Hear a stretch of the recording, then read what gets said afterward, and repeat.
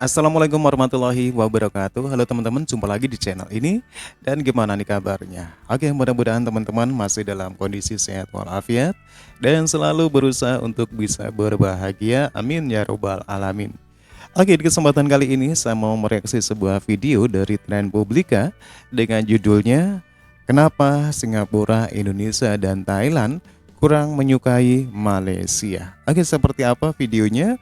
Sebelum kita berkomentar, kita akan lihat dulu. Itulah awal mulanya.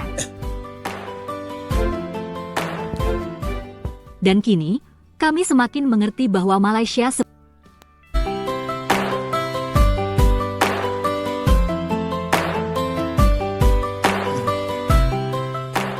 Kami perlu jelaskan sekali lagi bahwa sebetulnya kami tidak tertarik membahas Malaysia. Tapi kami baru terpancing untuk menelaah negara tetangga ini setelah Malaysia mengusulkan bahasa Melayu menjadi bahasa ASEAN pada tahun lalu. Kami terpicu untuk mengetahui pola pikir orang Malaysia setelah mengklaim bahasa Indonesia dan ingin melabelinya dengan kata Melayu. Itulah awal mulanya. Dan kini, kami semakin mengerti bahwa Malaysia sebetulnya sebuah negara yang benar-benar mengalami krisis jati diri, mengalami krisis identitas. Hal itu tidak bisa ditutupi dengan megahnya menara kembar. Masalah itu tidak bisa disembunyikan dengan hebatnya kasino di Malaysia atau universitas dan rumah sakit di Malaysia. Semua kemajuan Malaysia toh mengandalkan konsumen dari negara tetangga, terutama Indonesia. Krisis identitas Malaysia itu menyangkut soal kebangsaan, yakni menyangkut bahasa, kebudayaan, dan bangsa. Adakah bahasa Malaysia yang dijunjung tinggi seluruh rakyat Malaysia? Sekali lagi seluruh rakyat, termasuk kaum Cina, India, dan Sabah juga Sarawak. Lalu, adakah kebudayaan Malaysia yang menyatukan seluruh kaum di Malaysia? Urusan budaya dan bahasa ini akhirnya juga menyebabkan Malaysia tak kunjung mampu membentuk satu bangsa. Kita kadang bingung mengikuti pendapat para profesor di Malaysia. Kadang mereka menyebut bangsa Melayu, kadang pula ada yang menyebut bangsa Malaysia. Inilah yang membuat kita tak habis pikir, Malaysia sebetulnya mau membentuk bangsa Malaysia atau bangsa Melayu. Sekali lagi, ingin jadi bangsa Malaysia atau bangsa Melayu. Andai kata Malaysia benar-benar ingin membentuk satu bangsa, satu bahasa, dan satu kebudayaan Malaysia, hal itu jelas tidak masalah. Malaysia mau gonta-ganti slogan juga tidak masalah. Mau pakai satu Malaysia, mau pakai keluarga Malaysia, atau Malaysia Madani seperti sekarang, juga tidak masalah. Mau terus mempertahankan kekuasaan sultan-sultan, kita juga tak peduli. Malaysia mau terus-menerus menganggap kaum non-Melayu sebagai warga kelas 2, kita juga tak ambil pusing. Semua itu urusan Malaysia. Semua itu adalah hak Malaysia sebagai sebuah negara yang telah diberi kemerdekaan oleh Inggris. Hanya saja, kami wajib menanggapi bila Malaysia ingin mengembangkan konsep bangsa Melayu, apalagi Mahawangsa Melayu. Membangkit-bangkitkan kemelayuan yang melintasi batas negara, merupakan sikap yang tidak bijak, bahkan mungkin sikap yang bodoh. Kenapa tidak bijak? Coba saja kita pikirkan secara mendalam, kalau perlu kita masuk dulu ke bilik merenung. Dengan bikin konsep Melayu antar bangsa antar negara seperti itu, apakah Malaysia tidak risih dengan negara tetangga seperti Singapura, Thailand, Indonesia, juga Filipina?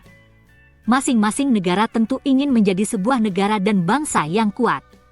Itu sebabnya, Thailand pun menerapkan pentingnya warga negaranya menguasai bahasa Thai. Jangan heran bila masyarakat di kawasan Patani pun lebih mementingkan bahasa Thai ketimbang bahasa Melayu. Karena itu bahasa Melayu di Patani kini terancam pupus. Hal yang sama juga terjadi di Singapura. Bahasa Melayu di Singapura juga mulai tergusur oleh bahasa Inggris.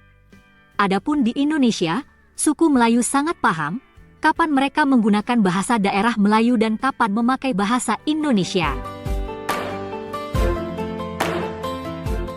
Bahasa Melayu sebagai bahasa daerah di Indonesia tidaklah bisa dibandingkan dengan bahasa Indonesia. Karena bahasa Indonesia merupakan bahasa pemersatu dan bahasa resmi negara. Setelah 1 abad, bahasa Indonesia juga telah sanggup mendorong terbentuknya kebudayaan baru Indonesia. Bahasa Indonesia pun telah menjadi jiwa bangsa Indonesia. Nah, kaum Melayu Malaysia kerap menyebut bahasa Melayu sebagai jiwa bangsa. Yang jadi pertanyaan, jiwa bangsa yang mana? Jiwa bangsa Malaysia atau jiwa bangsa Melayu? Kalau bahasa sebagai jiwa bangsa Malaysia, kenapa sering menyeret-nyeret bahasa Melayu di luar Malaysia? Kenapa Malaysia menyeret-nyeret pula bahasa Indonesia? Sekali lagi, kalau bahasa Melayu sebagai jiwa bangsa Malaysia, kenapa harus membawa-bawa bahasa Indonesia yang telah menjadi jiwa dan simbol bangsa Indonesia?